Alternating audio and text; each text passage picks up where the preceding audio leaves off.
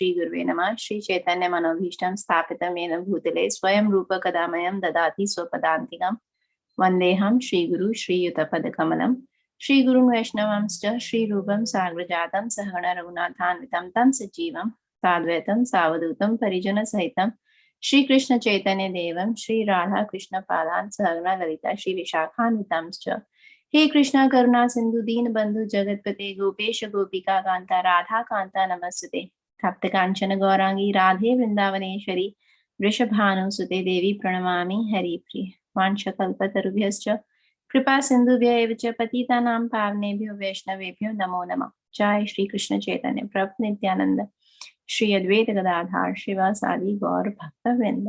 हरे कृष्णा कृष्ण कृष्ण हरे हरे हरे राम राम राम हरे हरे। मूकं करोति वाचालं पंगुं लंघ्यायते गिरिं यत्कृपातमहं वन्दे श्रीगुरुदीनतारणं परमानन्दमाधवं श्रीचैतन्य ईश्वरं। हरि ओम तत्सत्। All right, so today, as we said, that we are going to talk about the appearance day of Sita Mata. Now, Sita Mata, we know, we've heard a lot, many times about the story of Ramayana, and in Ramayana, it's very much a female-oriented, the whole pastime. It's only because of mantra, the Lord was banished to the forest. It was only because of the kidnap that happened, that Ravan did of Mother Sita, did the whole pastime of Setubandh and Sri Lanka, and killing of Ravana happened.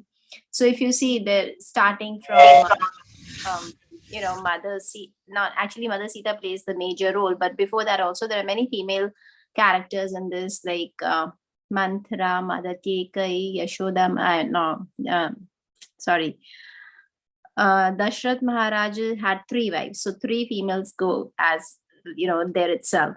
So then Mother Kaushalya, Mother Kekai, Mother Sumitra, and then again the first demoness that was killed by Lord Ram was also a female, Tadaka. Then Mantra played a major role. Then not only till they were banished in the forest itself, Trupnaka was the one because of which Mother Sita was kidnapped by Ravana, and so on and so forth. So of all these characters, Mother Sita, being the goddess of fortune, she plays a major role here, and there's a whole pastime of her everything that she did, starting from the appearance and why she was banished, and why she had to go through the Agni Pariksha, so on and so forth. So let's start. So we all know, we've heard many times, but it's interesting every time we hear, the kingdom of Mithila had a king by the name of Maharaj Janak. Now, amazing and interesting thing is that in this kingdom, every king was named Janak. So this was more of a post than the name, just like Lord Indra. Indra is a post. Indra is not a name of a person. Similarly, Janak was the post. Everybody was called Janak in this. It started from one of their ancestors and it continued so on. So every king was called Janak. Janak himself was a very great personality. In fact, he's even glorified by the Supreme Personality of Godhead in Bhagavad Gita, where Sri Krishna says that what great men do, common men follow. And one of the examples of great men he has given is of Maharaj Janak. We know Janak Maharaj is one of the 12 Mahajans. Basically, they are the ones who understand the Vedic scriptures perfectly, the intricacies of the Vedas perfectly. Now, just like Maharaj Dashrath, Janak Maharaj also had no children for a very long time. To have a child, he was advised by his Brahmana priest to do a yajna. He was such a noble soul, he himself did the yajna, and the part of a yajna was to plow the field. Now, presently, this kingdom of the Mithila in present day times. Part of it is in Bihar and part of it is in Nepal. So when this yagya was performed, the condition was that it had not rained for 12 years. And he had to do this yagya so that this famine would be, so they had the famine and there was a lot of problem going on because of drought and everything. So he himself, as a part of yagya, was supposed to plow the field. When he started plowing the field, the plow that he used, it got stuck in the ground. And I don't know, I'm sure you've seen how a plow looks like. The tip of the plow is called Sita, and that is why she was named Sita. Because when you plow the field, it makes furrows, and it is these furrows were the ones which basically uncovered that golden basket in which she was found. So she's called Sita. She was called Sita. Now Maharaj Janak, he was very, very happy when he found the angel in that golden basket. Now the question arises, how did she reach there? So it is actually mentioned in the Aranya Khand of Ramayana, in the 56th chapter of Valmiki Ramayana, that it actually blends very much with the pastime of Vedavati. Now, Vedavati was the daughter of the brother of Brihaspati. Brihaspati is the priest of the Devas. He had a brother whose daughter was Vedavati. Why was she called Vedavati? Because she was born reciting the Vedas. She was the result of severe austerities. Now, her parents also performed severe austerities to have her. Why? The reason they performed austerities was because they wanted to have Lord Vishnu as their son-in-law. So they wanted a suitable daughter for that, and for which they performed many austerities. Even after she was born, and because she was the result of austerity, she was born reciting Vedas, she was very intelligent. To be the consort of the Supreme Lord, to have the Supreme Lord as your husband, which was the desire of her parents, they still continued many austerities to please the Lord. One day, while Kushadhwaj, who was the father of Vedavati, was resting under a tree, and he was attacked by a Rakshasa and was actually killed. Vedavati was very sad, but to fulfill the desire of her parents, she continued performing austerities. Now, while these austerities were being performed, when she was almost done, we know Ravana, he used to travel all over in his plane, and his weak point was beautiful women. He used to get drawn to beautiful women. He wanted to marry all of them, that kind of, he was very lusty by nature. So while he was roaming around, he saw Vedavati, and he, as expected, was very drawn to her. He tried to convince her to get married to him, though he knew that she was performing the austerities to have Lord Vishnu as her husband. So he basically presented himself as a very nice, young, learned, handsome gentleman, and he tried to convince her that who's seen Vishnu, but I'm present here. Why don't you accept me? And stuff like that. Now, Vedavati, to begin with, she just welcomed him as a guest, but with her mystic powers, she understood that he was Ravana. So then she very politely told him that she has given her heart and soul to Lord Vishnu, and she doesn't wish to marry anybody else. Ravana lost his patience. He understood that Vedavati has understood who he was, so he gave up his put on, character of a very nice and learned man. He came to his original self, and he tried to forcefully drag her with him. While doing that, he actually pulled her hair. Now, Vedavati was very chaste. She was very devoted to Lord Vishnu, and she had mystic powers because of the tap that she was doing. So she basically converted her hair, her hand basically into a sword, and she cut off the hair that he was holding, you know. And she was very angry. She was very upset, and she cursed him that because you have disturbed my austerities, I curse you that I will be the cause of your downfall. And because Lord Vishnu is the one I have decided to give my heart and soul to, and you have touched my hair, I will give up my body. And after saying that, she said, she sat in her yogic posture and she ignited the fire with her mystic yogic powers and she burnt herself. Now, Ravana was he didn't care much. He was like, okay, whatever. He didn't think what this is going to lead to in future. Now, some scriptures say that Vedavati actually appeared in Lanka and in a lotus flower in the palace of Ravana.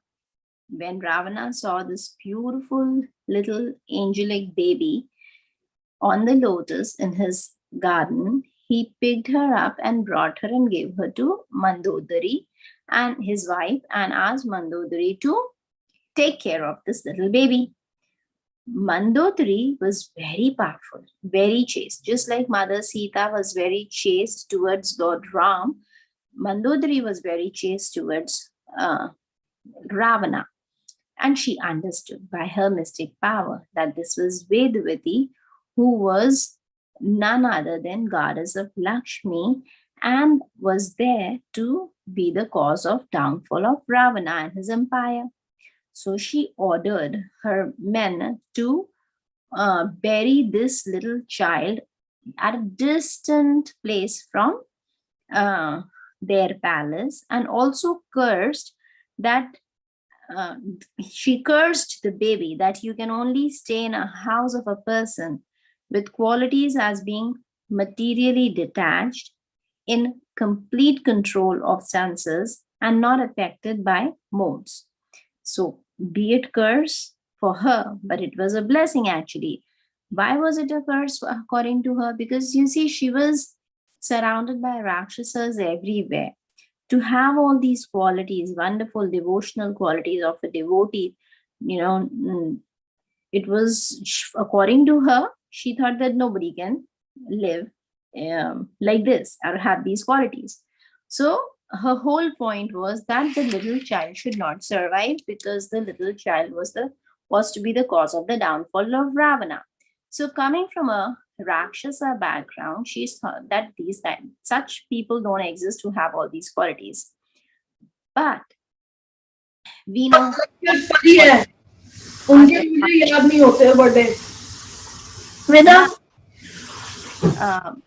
what she actually said was, this faithless girl will thrive.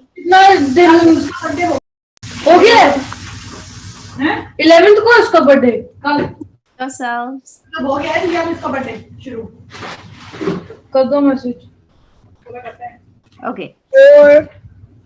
This faithless girl will thrive in a house where the householder will have his senses conquered, and who, being an emperor, would live like a perfect hermit, and who, though wealthy and supreme by himself, will care nothing for the riches, but view the whole world and the people as his own soul with an impartial attitude.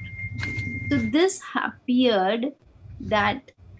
it appeared that Maharaj Janak possessed all these characters. He had embodied all these characters. In fact, Mother Sita, when she appeared in the kingdom of Janak Maharaj, because he had all these characters, not only Maharaj Janak, but later when she went to the household or to the kingdom of Maharaj Dashrath, he happened to possess all these characters as well. And later, when she was with Lord Ram, um, he was a perfection of these traits.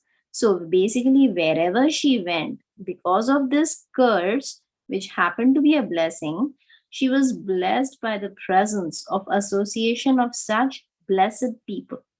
Now, when she came in the household of Janak Maharaj, being the goddess of fortune, she brought a lot of fortune there and appeared Urmila, another baby girl to Maharaj Janak. For so long, he was childless, but now, after Mother Sita's appearance, came Urmila also. Now, see, her glories are defined everywhere, but nowhere her mystic powers are defined. Like, so there was a bow in the kingdom of Maharaj Janak. This bow happened to be very enormous. And in Treta Yuga, imagine in that yuga, 5,000 people were required to live. This bow was actually made by Vishwakarma, and he made two such bows. One he gave to Lord Shiva, which Lord Shiva used to fight the demon Tripura, and the other one was gifted to Lord Vishnu. So the gift of Lord Shiva was actually passed on to one of the early ancestors of Janak Maharaj, and that is how Janak Maharaj had the possession of this bow of Lord Shiva. The other one was then passed on to Parshuram. Then this bow was very, very heavy to lift. One time what happened was, as we discussed, that in that yuga itself, 5,000 people were required to lift it up and clean it. So one day, Sita Maya, she was playing, and this bow was there, and these five, once in a while, Maharaj would get it cleaned. So that day, those soldiers were to come and clean the bow, and when they reached, the bow disappeared. What did they see? They looked here and there, and lo behold, that little girl, 5-year-old Sita, was holding on to that bow and trying to break the mangoes from the top branch of a mango tree. They were amazed because she was a 5-year-old girl. She could not reach the top of the tree, so she looked here and there, and she found the bow. Picked it up, and she tried to break the mangoes. That's what she was trying to do. And all these soldiers, they got so worried. They were thinking, we need 5,000 people to live this, and this little girl is holding on to it. They quickly ran and called Janak Maharaj. When Janak Maharaj came and he saw, along with his priests, at that point of time, they asked her to put it down, which she very casually did. But then the priest advised Janak Maharaj that whenever you hold a swamvar for this little girl when she grows up, make sure that the prospective groom has equal or more strength than her. Because if she can so casually lift the bow of Lord Shiva, then the person that she's going to marry, at least has to be equally strong. And for that, the priest asked Janak Maharaj to use the bow as an index to know if the to be groom was strong enough or not. And that is why in the Swamvar, this was the condition that whoever is the bow of Lord Shiva will be able to get married to Mother Sita. Now, when this was not in Ramayana, but in some other scriptures, it is written that even Ravana came when um, you know, this episode of lifting of the bow was to take place. Reason being was Ravana had heard, he had not yet seen Mother Sita. So, in those days, what would happen? The bride could see the groom, but till they fulfill the condition, the groom would not be able to see the bride. So Ravana had not seen Mother Sita, but yes, it was a known fact that she was very beautiful, but that was not his concern at that point of time. What he was interested in was he had heard that Mother Sita is going to marry the Lord of the universe. So he was thinking, it's very straight that she would marry the Lord of the universe.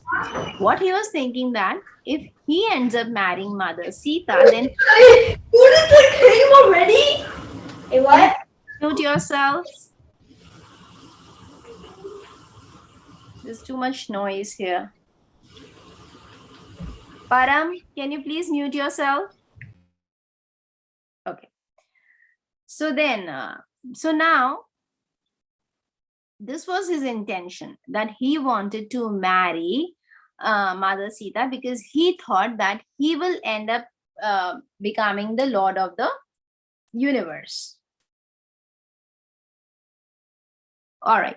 So then that was his intention. So in everything that he did, he was just looking for some, benefit at his end. But anyway, he was actually able to lift the bow. And when he was at not much, just a few inches above the ground, and when he actually did lift the bow, Mother Sita got really worried and she started praying to Lord Shiva. That is when Lord Shiva entered the bow and pulled it down, and then he was not able to lift it further. So then Lord Ram, he came and he not only lifted the bow, but he also put the arrow on it, and while doing that, when he was trying the string from one end to the other of the bow, he actually broke the bow.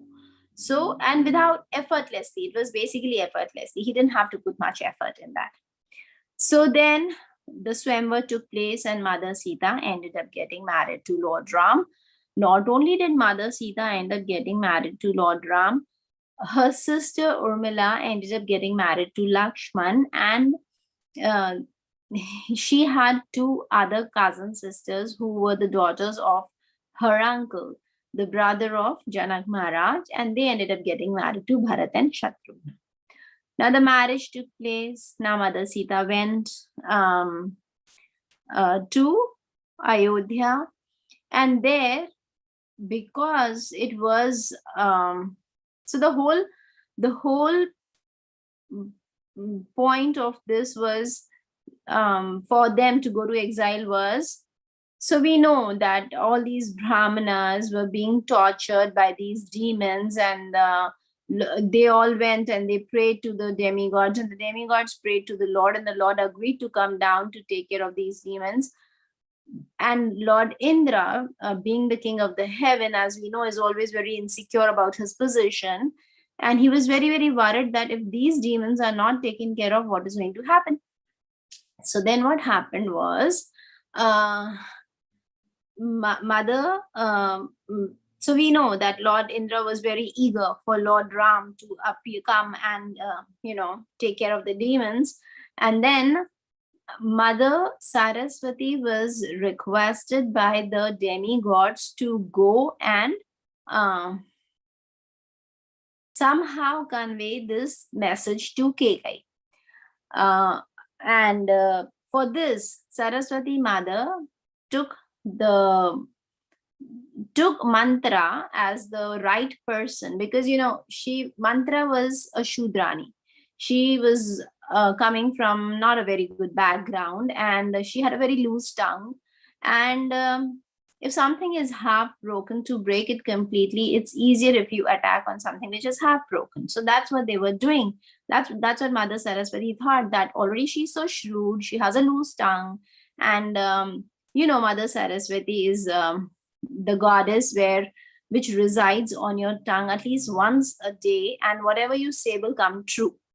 So then Mother Saraswati chose mantra to poison the ears of Kekai, which she very beautifully did. And Mother Kekai, otherwise she used to love Lord Ram and Mother Sita so much that when Mother Sita came to Ayodhya along with Lord Ram after their marriage, Kekai's room or palace, rather, every queen had a different palace, was the most opulent one.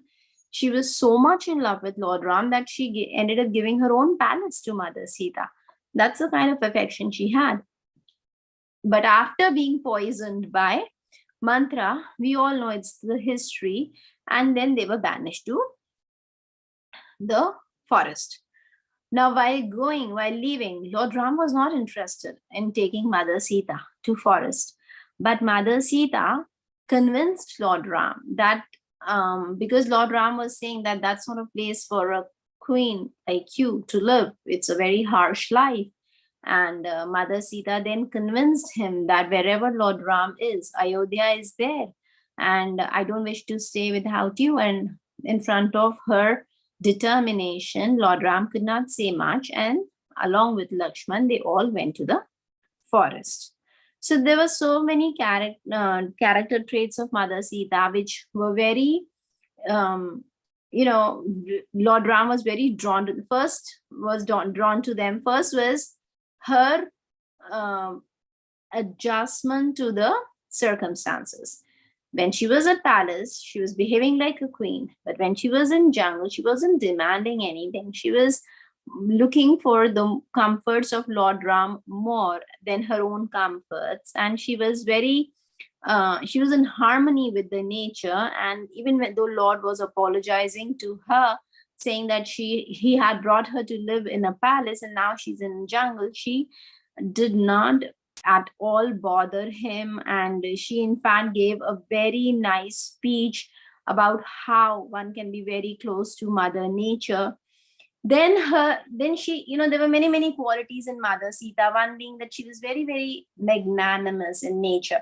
She had a very, very big heart. So when the whole pastime took place of her being rescued by Lord Ram after killing Ravana, when they were flying back in Pushpak Viman from Sri Lanka to Ayodhya, on the way, they stopped at Kishkinda to get all the wives of all the Vanars who had helped Lord Ram, because they were going back to Ayodhya for celebration, and the Vanars were with them. But then Mother Sita said, I want the wives also. I need all the wives of the Vanars to celebrate this auspicious moment.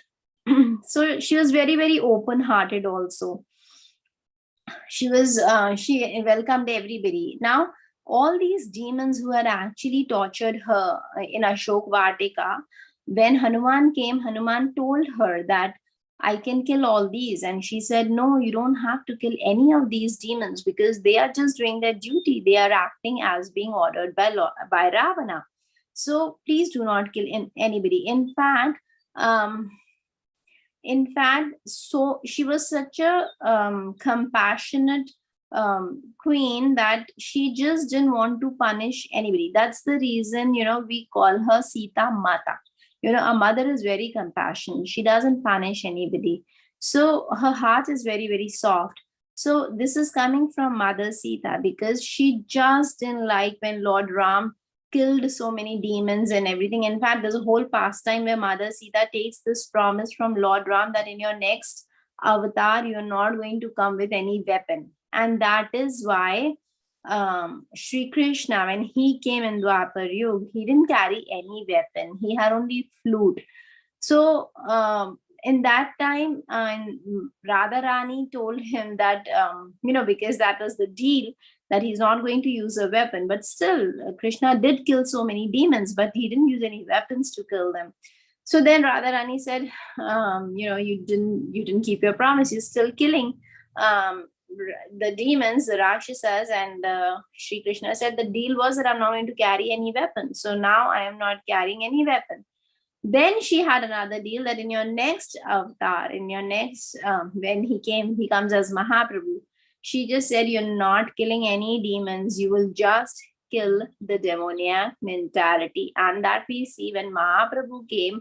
Mahaprabhu, from the very beginning, he was not carrying any weapon. He was not killing anybody. In fact, he was just attacking on the bad mentality of the people, and was first example of this is Jagai and Madhai. Even though Jagai and Madhai performed so many sins against the Lord and Lord Nityananda, The Lord did not kill him. He just killed the demoniac mentality and gave them the mantra of the holy name by which their hearts got purified and they changed completely. So, anyway, coming back to Mother Sita. Now, we know the fact that she was not happy. She was angry when Ravan was treating her like that. But what soothed her was the constant meditation on Lord Ram. So what happened was, in fact, this whole pastime of Mother Sita being kidnapped by Ravana was so disturbing. In fact, even in Mahaprabhu's time, when Mahaprabhu was traveling to South India, he reached a place where this Brahmana was there by the name of Ramadas, and he welcomed Mahaprabhu and asked him to come and take lunch prasadam. So when Mahaprabhu went there was nothing cooked and he was very disturbed and sad. And Mahaprabhu asked Ramdas that what the matter was. So Ramdas told him that when Lakshman is going to get roots and fruits, only then will Mother Sita cook. And Mahaprabhu was very drawn to this devotion of the Brahmana. And after some time, the Brahmana made arrangements for an elaborate feast, but then he was not eating anything after offering it to Mahaprabhu. Mahaprabhu asked him, "Why are you fasting?" He said, "No, I'm not fasting. I'm not happy because see, Ravana has kidnapped the mother of the universe." So then Mahaprabhu explained it to him that the mother of the universe was not touched by Ravana because it was the illusory Sita who, when Mother Sita was actually trying to cross the Lakshman Rekha, the Agni Dev gave her the shelter and produced the illusory Sita, which was then carried by Ravana. Who was this illusory Sita? If you remember, Vedavati had burnt herself by the yogic power, and that's when that Maya Sita was brought out by Agni Dev and the real Sita was given shelter. That is why when Agni Pariksha took place, when everything was done, Ravana was killed. Now Lord Ram, thinking about his people, he wanted Mother Sita to, do this pariksha,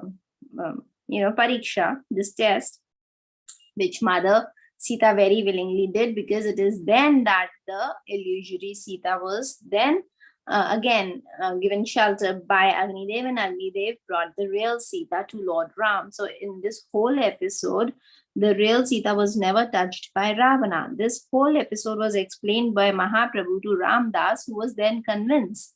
Now, further down, he went in the south for his pilgrimage, Mahaprabhu. And when he reached Rameshwar, there he heard from the Brahmanas who were reading Kurma Puran, the authentic, the original one, with its manuscripts on the leaves. And in that Ram Katha, he heard this particular pastime of Agni Dev giving shelter to real Sita and the illusory Sita being brought out so that Ravana could take her. When he heard that, he was so jubilant. He asked the Brahmanas, he sought their permission to carry the same manuscripts to the Brahmana, Ramadas, on his way back, which he did. And he handed over that to Ramdas. And when Ramdas read that, he was in ecstasy. He was so happy because these were the original manuscripts written on the leaves, which actually confirmed that that original Sita was never touched by Ravana. So anyway, now coming back to, so this is not the only time when she had to give Agni Pariksha, that is the test. One time, you know what happened after this, when they went back to Ayodhya, and when they reached Ayodhya, they were living there happily until that the the washerman, he actually commented, and that's what disturbed Lord Ram, and he decided to banish Mother Sita one more time to Valmiki Rishi's ashram. Now, when she was there, in Valmiki Muni's ashram, so she was there near the ashram. Lakshman left her there, and now what happened was, she had to prove her chastity to all the brahmacharis there. Now, these brahmacharis, they were talking amongst themselves. They were not talking to Valmiki Rishi, but amongst themselves, they were discussing that, this queen is here. She's been banished by her husband, and maybe she's not chaste. And what if she stays here? What if the king finds out and he gets angry? So like that, blah, blah, blah, they were going on. But Valmiki Rishi overheard, and after finishing his yagya, he called them. He said, okay, what is your problem? So they said, no, nothing, we're fine. So they said, no. So Valmiki Rishi said, no, I heard you talking something about Mother Sita. What is it that is bothering you? So one of them came up with this in front of Valmiki Rishi, and they said that, no, we are not sure if this is the right thing to do, because tomorrow, what if the king gets angry, and what if she's actually not chaste? So Valmiki Rishi said, okay, so what is it that you want? So they said, we want her to prove her chastity. So Valmiki Rishi called Mother Sita in front of them, and he told Mother Sita that they have this doubt, and I completely trust you, but would you be able to prove your chastity? She said, sure. Do you want me to jump in the fire again? I will do that. So these brahmacharis said, no, no, no, no, no. What if you die? Then we get the blame of Brahmahatya. So please don't do that. But then Valmiki Rishi told them that, okay, then you tell us what you want her to do. So there was a Sitiba Sara lake there. They said, we want her to cross this lake. It was a very huge lake starting from Himalayas. They were in long back, in those days. There were ashrams around this lake, and the munis would do their tapasya there. So there was a couple of, a bird couple that used to reside there. And how did this lake get the name? That's what I'm coming to. So this male bird went to, they grew up there in that ashram, and they were hearing Srimad Bhagavatam Katha. So one day this male bird went outside to fetch grain. So did the female. The male bird came back, but the female did not. It took her a while. So this male bird got really disturbed. When the female bird came, the male bird said that you are not chaste. You came after sunset. Why? What took you so long? So the female bird said that I lost my way, and now I found it, so I'm here. So he said, no, we're living in the ashram, and you need to prove yourself. You need to do some prayashchit. So the female bird said, hold on, we are birds. These things don't apply on us. So the male bird said, yes, that is true that we are birds, but then it's the association. We are living with these sages, and they follow dharma. We cannot do anything which is adharma.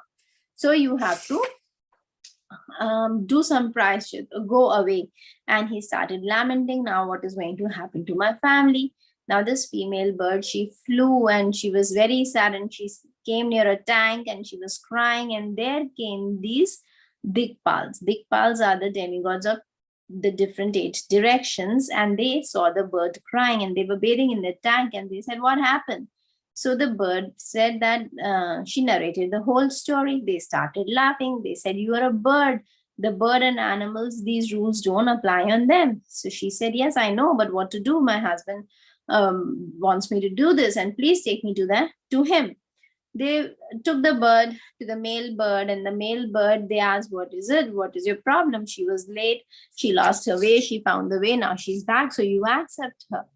So the male bird said, no, she has to do some prayashchit, and you are Dikpals, you are demigod. So you tell her what to do.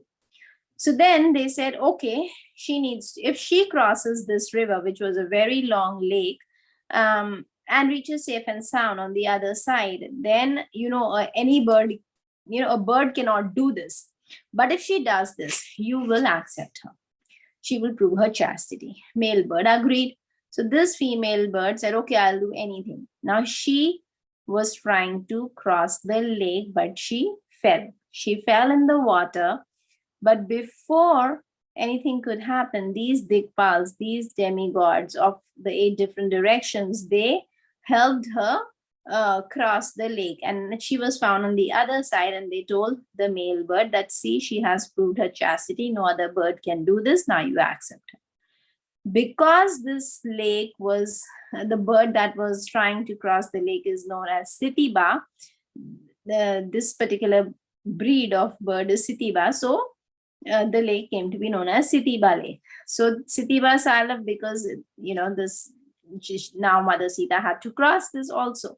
So she agreed, and then she said, Mother Sita said, even if I have thought about another man when I was asleep, unconscious, dreaming, sick, or in my mind, I have ever thought of another man, I will drown. And then she jumped. So she didn't even have to try to swim. The waves carried her across the other side.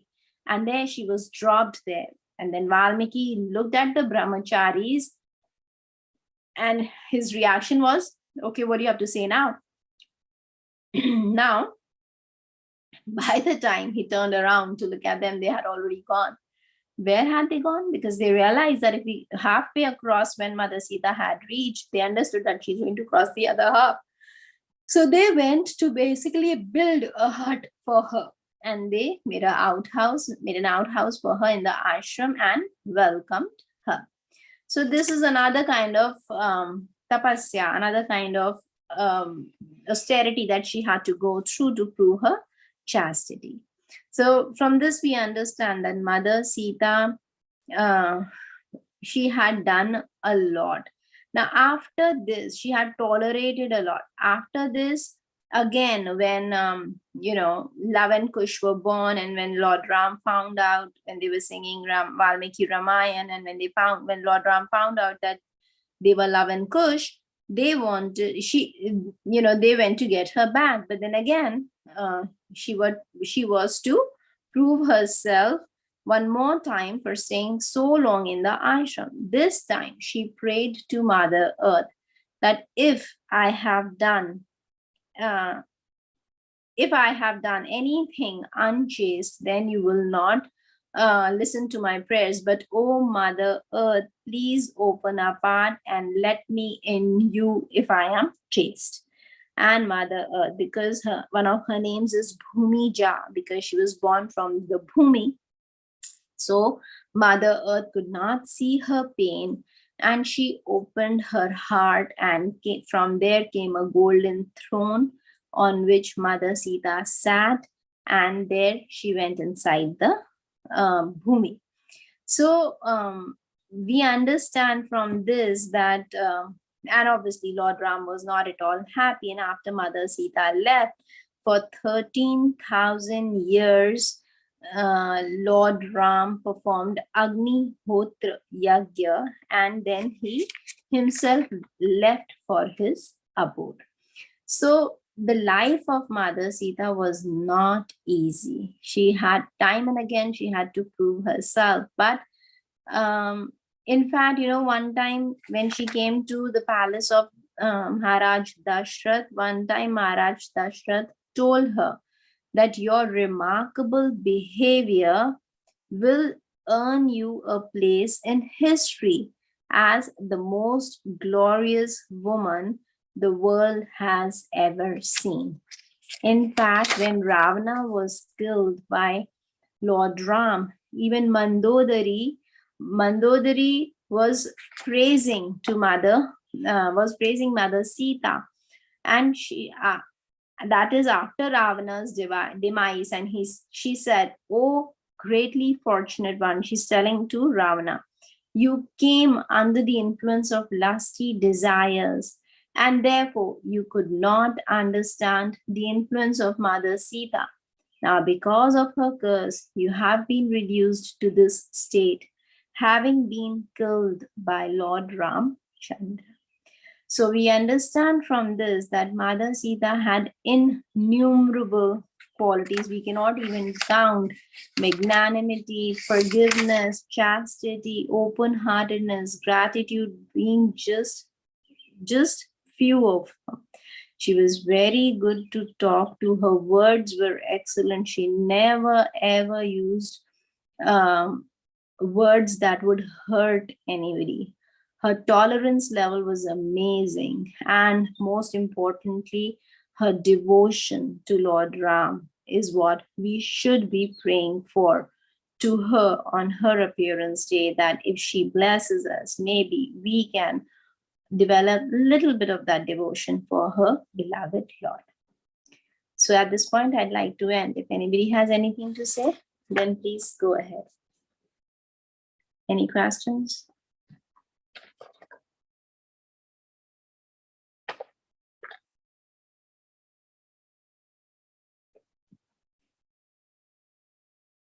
All right. So I think we'll end here.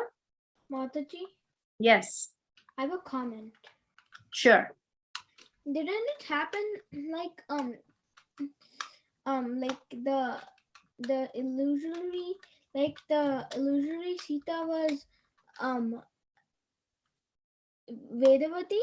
So didn't it happen Vedavati, because of her austerity, she came as Padmavati or Vishnupriya, I think, in Chaitanya Leela, I think. Okay, I am not sure. I'll have to check and get back to you on that one. That's what I heard. Okay, I'll check. All right. So I think we'll end here and then we'll continue next week. Okay. Thank you all. And Vanchakalpatarvascha Kripa Sindhuvescha Patitanam Pavnevya Vaishnavebhyo Namo Namo. Thank you all. See you all next Wednesday. Shri Prabhupada ki jai. Thank Thank you. you.